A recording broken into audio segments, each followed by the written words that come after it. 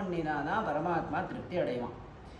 நீங்கள் என்ன பண்ணினாலும் தர்மம் பண்ணினா சுவாமி திருப்தி அடையும்.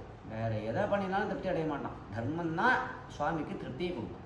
அப்படிங்கிறதுனால ராமநாமாக்களை எல்லாரும் எழுதுறது, நம்மளுடைய பரமாச்சாரியால் காஞ்சி மகாபரிவா ராமநாமா எழுதுறது அப்படிங்கிறதுக்கு ரொம்ப முக்கியத்துவம் கொடுத்து அதுக்கு நிறைய நோட்டெல்லாம் அடித்து இத்தனை கணக்கான ராமநாமா எழுதினா 1000 கணக்கு, 10,000, லட்சம் அப்படின்னு ஒரு கணக்கு வச்சு இத்தனை தடவை ராமநாமா எழுதி ராமநாமா நோட்டை தான்கிட்ட ஒருத்தரை கொண்டு வந்து கொடுத்தா அவளுக்கு வெள்ளி டாலர் கொடுக்கறது, இந்த மாதிரிலாம் உற்சாகப்படுத்தி ராமநாமாவை பிரச்சாரம் பண்ணி அதனுடைய மகத்துவம் அவ்வளவு ராமா ராமான்னு சொன்னால் சகல பாபங்களும் நசிச்சுடுறது. அப்படி ராமநாமாக்களை எழுதுறது, அதை வாயை விட்டு சொல்கிறது, குழந்தைகளுக்கெல்லாம் ராமச்சரித்திரத்தை சொல்லி வைக்கிறது.